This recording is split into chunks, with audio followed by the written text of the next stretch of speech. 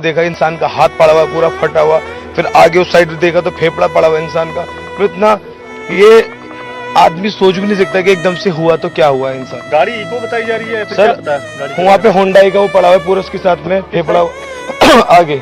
Hey guys, welcome back to my YouTube channel. It's just been 24 hours after a deadly blast has rocked the capital of our nation. However, investigation has escalated.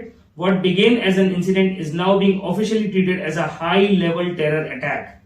But what exactly it is, people are speculating a number of things about it. But I'll tell you with the reasons why and how. The Red Fort metro station, a place usually buzzing with life, is now a controlled site of forensic investigation.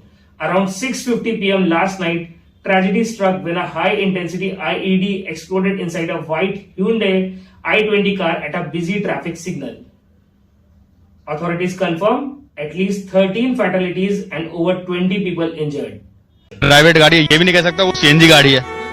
तो आपने अपनी आंखों के सामने कुल कितने लोगों को यहाँ पर मृत देखा था? मैंने आंखों के सामने 7 तो मैंने ही निकाले हैं। 7 लोगों को मैंने गाड़ी पर से निकाले। मेरे तो किसी का आधा शरीर नहीं है, किसी का हाथ नहीं है, किसी का पैर नहीं है।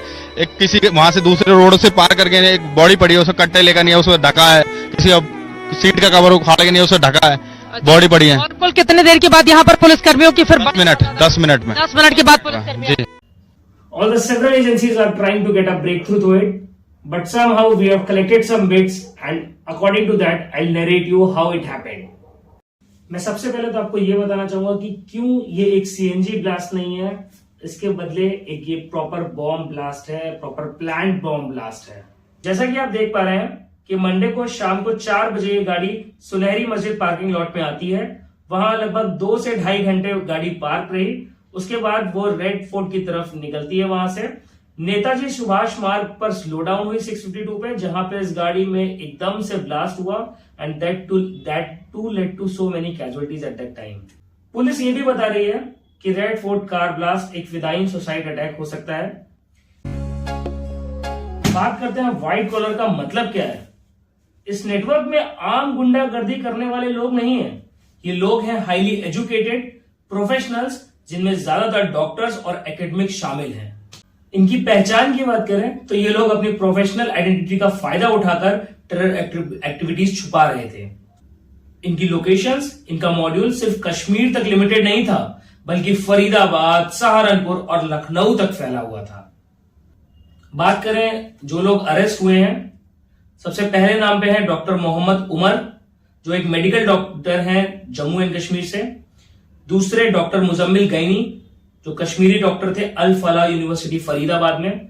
डॉक्टर शाहीन सैयद, सबसे ज्यादा दुखद चीज, डॉक्टर शाहीन सैयद एक फीमेल डॉक्टर लखनऊ की अल फलाह यूनिवर्सिटी से। डॉक्टर आदिल रथीर, कश्मीरी डॉक्टर, एक सहारनपुर के अस्पताल में थे ये। डॉक्टर अहमद सैयद, एक एमबीबीएस डॉक्टर जो चाइना से ट्रेन थे और बेस्ड इन हैदराबाद थे। अगर इनका मोटिव्स की बात करें तो एजेंसीज को लगता है कि रेड फोर्ट ब्लास्ट पैनिक और बदले की आग थी। जब इनके साथियों की अरेस्ट हुई और इतना बड़ा एक्सप्लोजिव स्टॉक पकड़ा गया तो डॉक्टर उमर ने पकड़े जाने के डर से यह अटैक कर दिया। अभी केस ये एनआईए के हाथ में है। जो बॉडी कार के अंदर मिली है उसका DNA test doctor Mohammad Umar की आइडेंटिटी कंफर्म करने के लिए किया जा रहा है। और दिल्ली, पुणे, एनसीआर में हाई अलर्ट है, अलॉन्ग विद मुंबई में भी हाई अलर्ट जारी कर दिया गया है। जुड़े रहिए मेरे साथ, जो जो अपडेट इस पर आएगा उसको मैं कीनली फॉलो करूंगा और आप तक पहुंचाता रहूंगा। और हम पूरा विश्वास रखते हैं कि we will unite and fight against terrorism. जय हिंद, जय भारत।